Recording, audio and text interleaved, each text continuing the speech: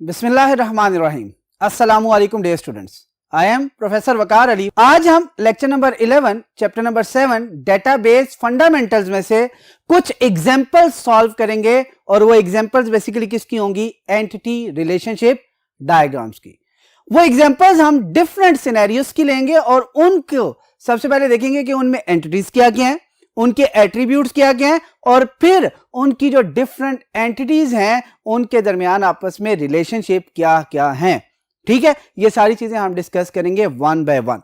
सबसे पहले बात करते हैं फर्स्ट एग्जांपल की, जो कि आपकी किस पे बेस कर रही है? Airline reservation system. Airline reservation system का बेसिक लिंक क्या है? ये है क्या? कहते हैं आप देखते हैं कि आपने अगर किसी कंट्री जाना है, अब्रॉड मूव करना है, तो आप मोस्टली लोग क्या करते हैं कि वक्त से पहले आप क्या करते हैं? टिकट्स बुक करवा रहे होते हैं। कहते हैं टिकट्स जो बुक करवाए जाते हैं वो किसके बुक करवाए जाते हैं? ओरिजिनली किसी ना किसी फ्लाइट के। और कहता है वो जो आपकी फ्लाइट होती है वो किसी ना किसी कंपनी की एयरलाइंस की होती है। फॉर एग्जांपल बहुत सी कंपनीज, बहुत सी एयरलाइंस एग्जिस्ट कर रही हैं, जिसमें फॉर एग्जांपल अगर हम बात करें पीआई है, इत्तेहाद एयरलाइंस है, फॉर एग्जांपल बाकी जो है आपकी एयरलाइंस जो सी हैं वो चल रही हैं। ये जितनी भी आपकी एयरलाइंस हैं कहते हैं इनकी अपनी अपनी डिफरेंट फ्लाइट्स है और हर एक के जो से हैं डिफरेंट टिकट्स जो से हैं वो क्या किए जाते हैं? बुक किए जा रहे होते हैं। आज हम देखेंगे कि एयरलाइन सिस्टम्स में कितनी एंटिटीज को मिनिमम लेकर आप एक पूरा का पूरा डेटाबेस सिस्टम बना सकते हैं और उस डेटाबेस सिस्टम की जो लॉजिकल स्ट्रक्चर, उस डेटाबेस सिस्टम का जो लॉजिकल स्ट्रक्चर है जिसे हम ER डायग्राम से रिप्रेजेंट करते हैं, आज हम उसकी प्रैक्टिस करेंगे। देखिए वो क्या कहते हैं, एयरलाइन रिजर्वेशन सिस्टम में हम क्या कह रहे हैं कि वो कंसिस्ट कर रहा है ऑफ 3 एंटिटीज। वो कौन कौन सी एंटिटीज हैं? फॉर एग्जांपल वो एंटिटी आपकी है airline, for example second entity आपकी फ्लाइट और थर्ड एंटिटी आपकी क्या है? टिकट। मैंने अभी थोड़ा सा सिनेरियो डिस्कस किया था, वो क्या था? आप जब टिकट बुक करते हैं एज अ पैसेंजर तो आप किसी न किसी फ्लाइट के हवाले से बुकिंग कर रहे होते हैं। फिर कहते हैं वो जो फ्लाइट बुक होती है वो किसी ना किसी एयरलाइन का हिस्सा होती है। बात क्लियर हो रही है? इसका मतलब है एयरलाइंस जो सी हैं वो फ्लाइट्स रख रही होती हैं अपने पास और फ्लाइट्स जो सी हैं उनके टिकट्स को क्या किया जा रहा होता है? रिजर्व किया जा रहा होता है। अब हमारे पास 3 एंटिटीज आ गई। फॉर एग्जांपल अगर एयरलाइन है तो इसकी जो प्रॉपर्टीज, इसके जो कैरेक्टरिस्टिक्स हैं वो क्या है? कहते हैं हर एयरलाइन का कोई ना कोई स्पेसिफिक कोड होगा और उसका कोई ना कोई नेम होगा। फॉर एग्जांपल मैं एग्जांपल देता हूं कि PIA जैसे पाकिस्तान इंटरनेशनल एयरलाइन है, उसको हम कोड देते हैं 1001 या 0001। ठीक हो गया। या कोई और दूसरी फ्लाइट है, इत्तेहाद एयरलाइंस है, मैं उसे कहता हूं कि उसको हमने कोड दे दिया 0002। ये हम अपने डेटाबेस के मुताबिक दे रहे हैं। ठीक हो गया। फिर कहते हैं फ्लाइट्स। कहते हैं फ्लाइट्स याद रखिए किससे बिलोंग करती हैं? हमेशा हर एयरलाइंस की अपनी फ्लाइट्स हैं। अब कहते हैं फ्लाइट में क्या क्या चीजें इंपॉर्टेंट हैं? कहते हैं फ्लाइट का कोड। कहते हैं जैसे कि हम व्हीकल रखते हैं तो उसका अपना कोई ना कोई रजिस्ट्रेशन नंबर होता है, हम फ्लाइट की जो रजिस्ट्रेशन नंबर है या कोड उसे यूज कर लेते हैं। फिर कहते हैं प्राइस। प्राइस किस चीज की है? कहते हैं उस फ्लाइट जो सी है उसके अंदर अगर हम बात करें तो वो क्या कर रही होगी? वो किसी ना किसी लोकेशन से डिपार्चर करेगी, किसी ना किसी लोकेशन पे जाके अराइव होगी, उसका कोई ना कोई डिपार्चर टाइम होगा, उसका कोई ना कोई अराइवल टाइम होगा। और कहते हैं वो जो टिकट है जो डिपार्चर से लेकर अराइवल तक हो रही है, वो जो फ्लाइट है उसने रेट्स क्या किए होंगे? फिक्स किए होंगे। वो बेसिकली क्या कहलाएगी? आपके प्राइस। फिर डिपार्चर लोकेशन, वो कहां से डिपार्ट करेगी, कहां पे अराइव होगी, डिपार्चर किस टाइम पे करेगी, अराइव किस टाइम पे होगी, डेट कौन सी होगी। बात क्लियर हो रही है? तो कहते हैं ये सारी की सारी चीजें बेसिकली किस में आएंगी? आपकी फ्लाइट की इंफॉर्मेशन में आ रही होंगी। देन आपका कहते हैं टिकट। कहते हैं हम क्या करते हैं, जो फ्लाइट्स होती हैं उसके अंदर डिफरेंट सीट्स होती हैं, ठीक है, डिफरेंट क्लासेस होती हैं। कहते हैं उसके मुताबिक आपको टिकट नंबर्स जो उनसे मिल रहे होते हैं। कहते हैं वो टिकट नंबर बेसिकली आपका सीट नंबर, क्लास जो सी है वो सारी चीजों को डिस्क्राइब कर रहा होता है। फिर कहता है उसके साथ साथ वो ये बताता है कि किस पैसेंजर ने इसे क्या किया? रिजर्व किया है। उसका एड्रेस, उसका टेलीफोन नंबर, ये सारी इंफॉर्मेशन क्या की जा रही होगी? आपकी टिकट के साथ रिलेट की जा रही होगी। यहां तक बात क्लियर होगी। अब कहता है कि जब हम ERD बनाते हैं तो जो एंटिटी है उसे रिप्रेजेंट करते हैं किसके साथ? आपके रेक्टेंगल के साथ। किसके साथ रिप्रेजेंट करती हैं? रेक्टेंगल के साथ। अब यहां पे टोटल नंबर ऑफ एंट्रीज कितनी है? 3। लिहाजा हम यहां पर क्या करते हैं? 3 रेक्टेंगल बना लेते हैं। First,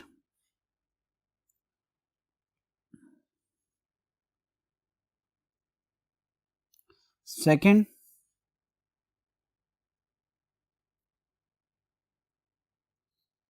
third. अब इनको नेम लिख देते हैं। फॉर एग्जांपल फर्स्ट क्या है आपकी,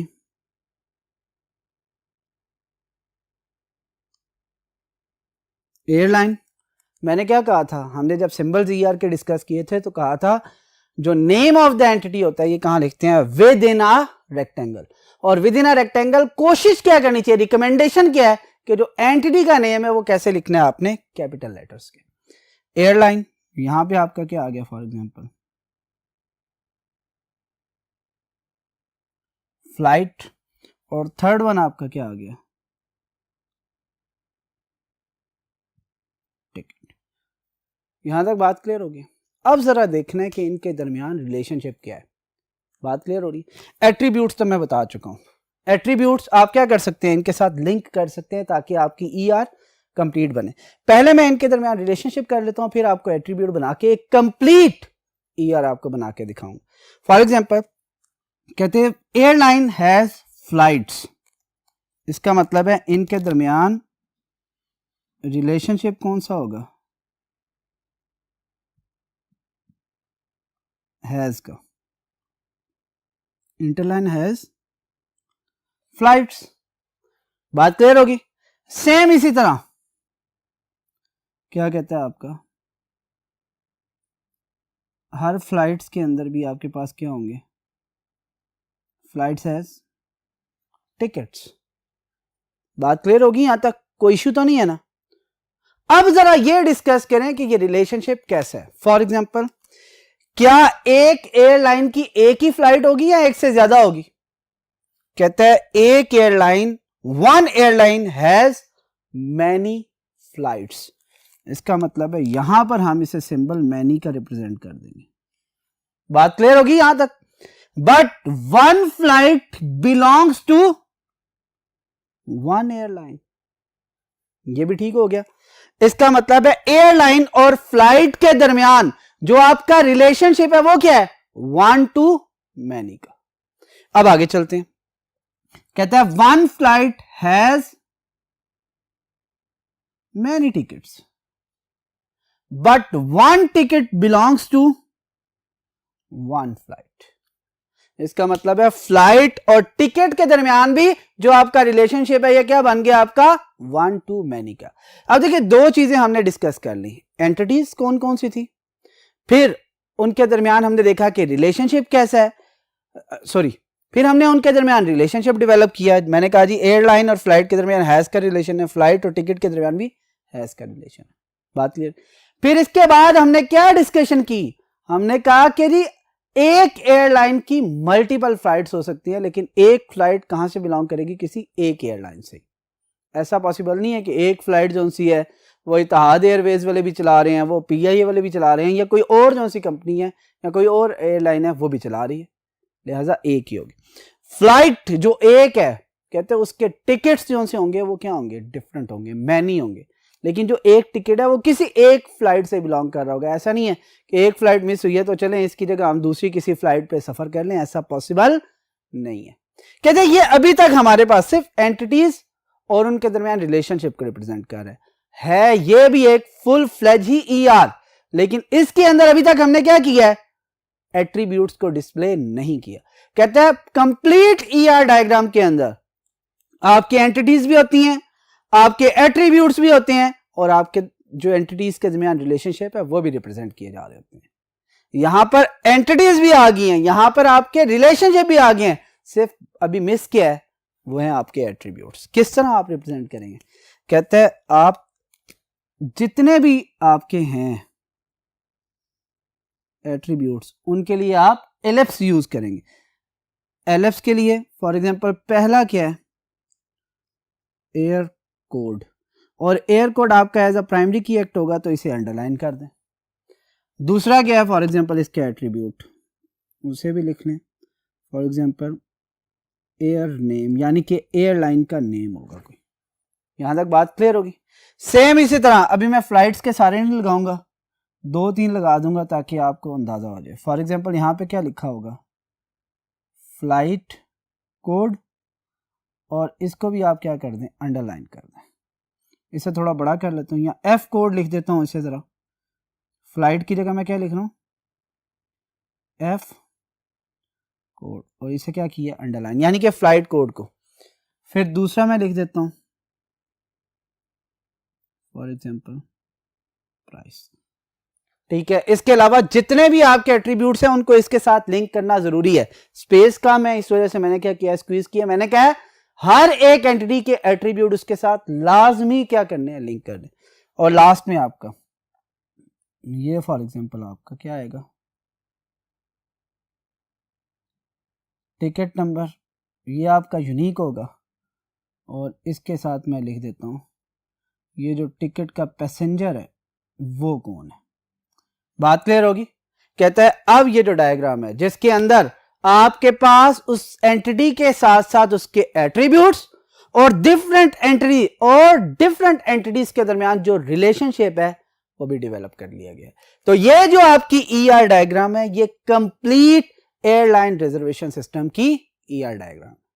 यहां तक बात क्लियर होगी। अब हमें क्या कह रहा है, कहता है 3 एंटिटीज हैं, एयरलाइन, फ्लाइट और टिकट, और कहता है उनके एट्रीब्यूट्स ही हैं। कहता है एयरलाइन का डायरेक्ट रिलेशन फ्लाइट के साथ है, एयरलाइन का डायरेक्ट रिलेशन फ्लाइट के साथ है, और फ्लाइट का डायरेक्ट रिलेशन आपका किसके साथ है, टिकट के साथ। यानी कि एयरलाइन और फ्लाइट का रिलेशनशिप देखें तो हमें क्या पता लगता है यहां से, 1 to many है। क्यों, 1 airline has many flights but 1 flights belong to only 1 airline. 1 flight has many tickets but 1 ticket belongs to only 1 flight. इसका मतलब है एयरलाइन और फ्लाइट के दरमियान भी 1 to many का रिलेशनशिप है, और फ्लाइट्स और टिकट्स के दरमियान भी आपका 1 to many का रिलेशनशिप है। और इसके साथ साथ हमने क्या किया, इनके जो डिफरेंट आपके एट्रीब्यूट्स थे उसको भी लिंक कर दिया किसके साथ, एंटिटीज के दरमियान, एंटिटीज के साथ। तो कहता है ये जो कंप्लीट आपकी एक डायग्राम है ये एयरलाइन रिजर्वेशन सिस्टम की एंटिटी रिलेशनशिप डायग्राम है। और कहता है यही डायग्राम बेसिकली आपकी किस में कन्वर्ट होती है, आपकी रिलेशनल डेटाबेस के अंदर मूव करती है। यानी कि हर एंटिटी किस में कन्वर्ट होगी, आपकी टेबल के अंदर, उसके जो एट्रीब्यूट हैं उसी टेबल के अंदर डिफरेंट कॉलम्स को रिप्रेजेंट कर रहे होंगे। और कहता है इनका जो दरमियान रिलेशनशिप बनेगा वो भी किसी ना किसी कॉमन फील्ड की बेस पे बन रहा होगा। यहां तक बात क्लियर होगी। फर्स्ट एग्जांपल अब आपकी ठीक कंप्लीट हो चुकी है। फर्स्ट एग्जांपल आपकी जो से कंप्लीट हो चुकी है, उम्मीद है ये आपको समझ आ चुकी होगी। अब हम मूव करते हैं टुवर्ड्स सेकंड जो सी आपकी एग्जांपल है उसकी तरफ, और उसके लिए हम जाते हैं नेक्स्ट बोर्ड पे।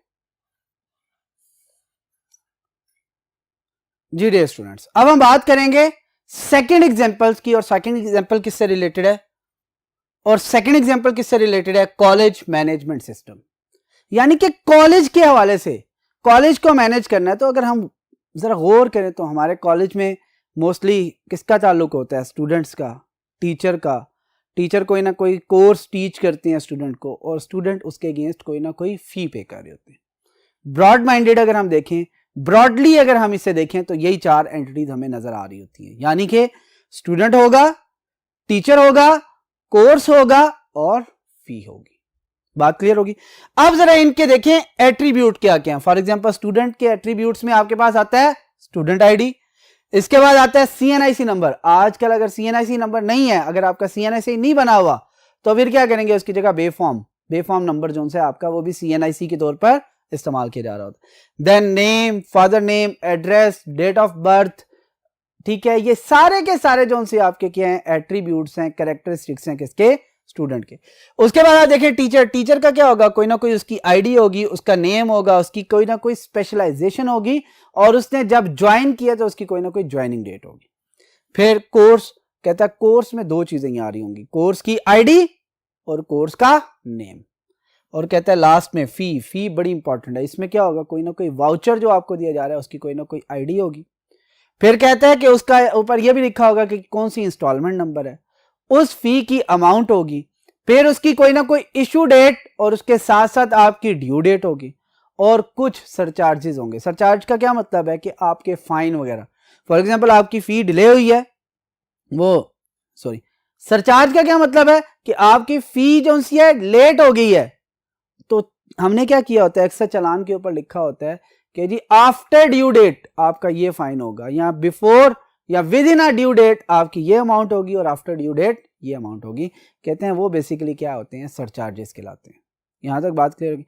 या किसी और वजह से कोई फाइन हुआ, वो जो सा फाइन है वो भी बेसिकली किस में आएगा, आपका सरचार्ज के अंदर। आप ये बेसिकली आपके 4 एंटिटीज हैं जिसकी बेस पे आपका क्या होगा, आपकी एक एंटिटी रिलेशनशिप डायग्राम बनाई जा रही होगी, आपकी एक एंटिटी रिलेशनशिप डायग्राम बनाई जा रही होती है। इसका मतलब है 4 एंटिटीज हैं तो कितनी रेक्टेंगल्स हम बनाएंगे, 4।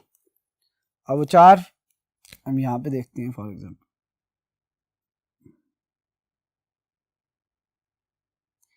1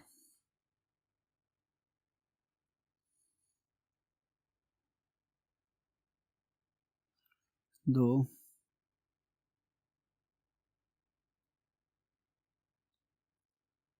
3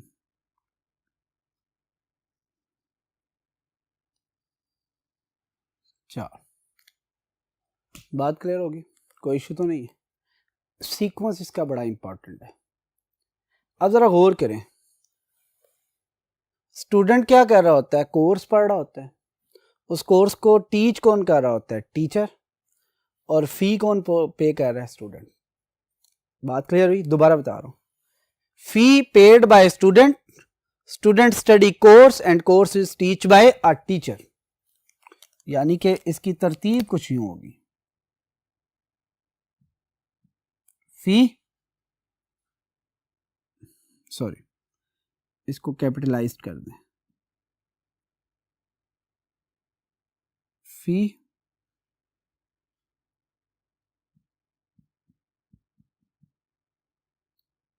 स्टूडेंट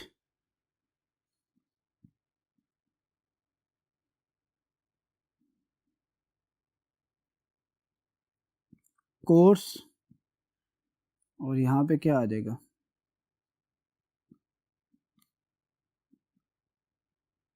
टीचर। बात क्लियर होगी। 4 एंटिटीज, इसका रिलेशनशिप भी थोड़ा थोड़ा बता दिए। फी कौन पे करता है, स्टूडेंट। स्टूडेंट बेसिकली क्या स्टडी करता है, कोर्सेज। और कोर्सेज कौन पढ़ाते हैं, टीचर। लिहाजा एक तरतीब बन गई है। अब जरा यहां पे जरा गौर कीजिएगा, कहता है आपका जोन सा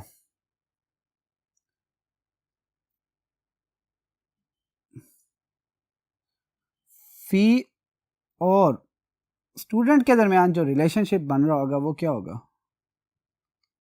पे का। Fee paid by student.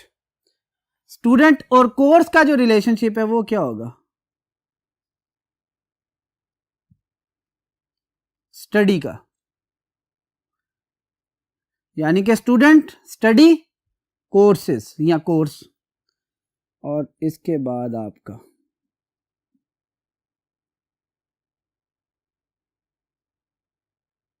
Teacher और कोर्स का,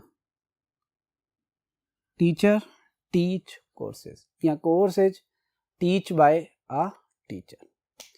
बात क्लियर हुई। अब मैं क्या कह रहा हूं, fee paid by a student, student study courses and course teach bye a teacher. Clear होगी ना बात, ऐसा ही होता है ना। अब मैं कहता हूं कि जी मुझे एक टीचर जो है वो नहीं पढ़ाता, उसका कोर्स क्या है, अकाउंटिंग, और मैं कर रहा हूं फॉर एग्जांपल आईसीएस। तो देखिए मैं जो कोर्सेज पढ़ रहा हूं मुझे वही सब्जेक्ट के टीचर पढ़ाएंगे। इसी वजह से स्टूडेंट का टीचर के साथ जो रिलेशन बनता है ना वो डायरेक्ट नहीं बनता, वो वाया कोर्स बनता है। फिर फी पे करना किसका काम है, स्टूडेंट का। लिहाजा फी और स्टूडेंट का डायरेक्ट लिंक बन रहा है। बात क्लियर होगी यहां तक। अब हम देखते हैं कि इनके दरमियान रिलेशनशिप कैसा है। फॉर एग्जाम्पल कहता है 1 फी पेड बाय स्टूडेंट और स्टूडेंट पे फीसेस। अब जरा गौर कीजिएगा, क्या स्टूडेंट एक इंस्टॉलमेंट पे करेगा या एक से ज्यादा करेगा। कहते हैं many installments paid by 1 student. Many installments pay by 1 student. 1 student pay many fees. यानी कि स्टूडेंट साइड पे 1 ही रहेगा, आपकी फी जो सी है क्या होगी, वो मल्टीपल इंस्टॉलमेंट्स में डिवाइड होगी। बात क्लियर। कहते हैं 1 स्टूडेंट स्टडी मैनी कोर्सेस। 1 या मैनी, अगर आप आईसीएस के स्टूडेंट हैं, सॉरी कट कीजिए, देखिए आप जैसे आईसीएस के स्टूडेंट हैं, आप क्या कह रहे हैं, इंग्लिश भी पढ़ रहे हैं, उर्दू भी पढ़ रहे हैं, मैथ्स भी पढ़ रहे हैं, कंप्यूटर साइंस भी पढ़ रहे हैं, फिजिक्स स्टैट्स भी पढ़ रहे हैं, इसका मतलब है आप एक से ज्यादा कोर्सेज पढ़ रहे हैं ना। यहां पर देखें क्या कहता है, one student study many courses and one course studied by many students. अब इसी वक्त देख लें, मैं कंप्यूटर साइंस पढ़ा रहा हूं आपको, ऐसे ही है ना, और आप क्या कर रहे हैं, आप एक स्टूडेंट नहीं है बल्कि एक से ज्यादा स्टूडेंट है। इसका मतलब है एक स्टूडेंट एक से ज्यादा कोर्सेज पढ़ सकता है और एक कोर्स एक से ज्यादा स्टूडेंट पढ़ रहे हैं। लिहाजा ये रिलेशनशिप आपका क्या बना, मैनी टू मैनी का रिलेशनशिप। बात क्लियर होगी। अब बात करते हैं कोर्सेज टीच टीचर। कहता है ये वेरी करता है। अब फॉर एग्जांपल मैं कहता हूं one course teach by many student, one course teach by many teachers. यानी कि फॉर एग्जांपल आप देखेंगे कि इंग्लिश का जो सब्जेक्ट है वो कोई एक टीचर नहीं पढ़ा रहा होगा, क्योंकि बहुत सारे सेक्शन है तो बहुत से इंग्लिश के टीचर मौजूद हैं। कंप्यूटर साइंस के लिए बहुत से टीचर मौजूद हैं, डिफरेंट सेक्शंस में डिफरेंट पढ़ा रहे होंगे, ठीक होगी। लेकिन दूसरी साइड पे कहता है one teacher teach one course और मैनी कोर्स। देखिए ये वेरी करता है। अगर तो हम कॉलेज की बात करें तो कॉलेज लेवल पे आपके क्या होता है, एक टीचर मोस्टली एक ही कोर्स पढ़ा रहा होता है। तो अगर एक टीचर एक ही कोर्स पढ़ा रहा है तो लिहाजा हम क्या लिखेंगे, one teacher teach one course. बात क्लियर हुई, one teacher teach one course और one course is teach by one और मैनी टीचर्स। बात क्लियर हो रही है ना। इसका मतलब है यहां पर एक सिचुएशन तो यह है कि आपका कोर्स और टीचर के दरमियान जो रिलेशनशिप बनता है वो क्या है, वन टू मैनी का। और दूसरी साइड पे क्या है, कहता है ये जरूरी नहीं है कि एक टीचर सिर्फ और सिर्फ एक कोर्स पढ़ाए, एक टीचर एक से ज्यादा कोर्स भी पढ़ा सकता है। और अगर एक टीचर एक से ज्यादा कोर्स पढ़ा रहा है तो याद रखिएगा यहां पर रिलेशनशिप आपका वन नहीं रहेगा, फिर क्या हो जाएगा आपका मैनी टू मैनी। बात क्लियर होगी।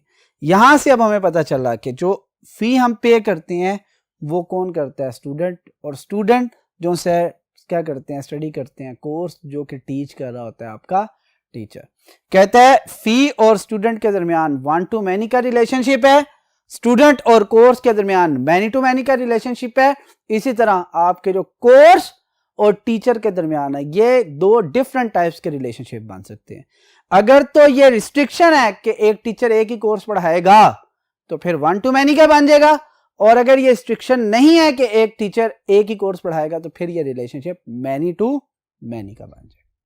बात क्लियर होगी। अभी तक इस ईआर के अंदर दो चीजें कंफर्म हो चुकी हैं, एक आपकी एंटिटीज और दूसरी आपकी जो सी है रिलेशनशिप। दोनों चीजें हमने रिप्रेजेंट कर ली हैं। तीसरी चीज मिसिंग है ईआर के अंदर से, वो क्या है, आपके एट्रीब्यूट्स। एट्रीब्यूट्स दिए हुए, इनमें से हम दो दो तीन तीन एट्रीब्यूट्स इसके साथ अटैच कर देते हैं। फॉर एग्जांपल फी का क्या है,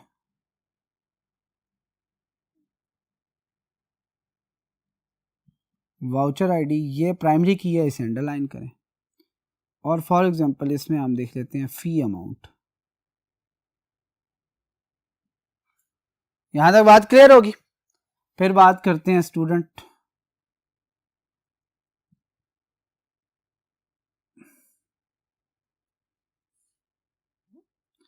फिर बात करते हैं स्टूडेंट के हवाले से। एलिप्स बनाया किस लिए, आपके एट्रीब्यूट को रिप्रेजेंट करने के लिए। इसमें लिखा स्टूडेंट आईडी, अंडरलाइन कर दिया। दूसरा इसका क्या बनेगा, नेम। तीसरा बाकी जितने भी एट्रीब्यूट्स हैं इसको इसके साथ क्या किया जा सकता है, लिंक किया जाता है। अब बात करते हैं कोर्स की। कोर्स आईडी अंडरलाइन कर दिया और कोर्स का नेम लिंक कर दिया। इसका मतलब है कोर्स एक ऐसी एंटिटी है जिसके दो एट्रीब्यूट हैं, एक का नाम कोर्स आईडी, एक का नाम नेम। कोर्स आईडी आपका क्या, एक प्राइमरी की है। बात क्लियर होगी। अब यहां पे बात करते हैं टीचर के हवाले से। हमने क्या देखा था, हमारे पास क्या होंगे, T I D teacher ID, फिर बात करते हैं हमारे पास क्या हो गया, नेम, फिर फॉर एग्जांपल स्पेशलाइजेशन, सॉरी इसको अंडरलाइन नहीं करना, और फिर क्या है हमारे पास स्पेशलाइजेशन। कहते हैं अब यहां पर अगर देखें तो हमें इस डायग्राम के अंदर एंटिटीज भी नजर आ रही हैं, रिलेशनशिप भी नजर आ रहे हैं, और साथ में एट्रीब्यूट्स भी नजर आ रहे हैं। और ईआर डायग्राम क्या कहते हैं, कहते हैं it has 3 elements, entity, attributes and relationship. और ये आपकी कंप्लीट की कंप्लीट ईआर डायग्राम है, किससे रिलेटेड, आपकी कॉलेज मैनेजमेंट सिस्टम से रिलेटेड। यहां पे देख लें फी और स्टूडेंट आपस में रिलेट करते हैं, क्यों, क्योंकि फी जो पे करनी होती है किसने करनी होती है, स्टूडेंट ने। स्टूडेंट क्या करता है, कोर्सेज को स्टडी करता है, और वो कोर्सेज कोई ना कोई टीचर पढ़ा देते हैं। यहां तक बात क्लियर होगी।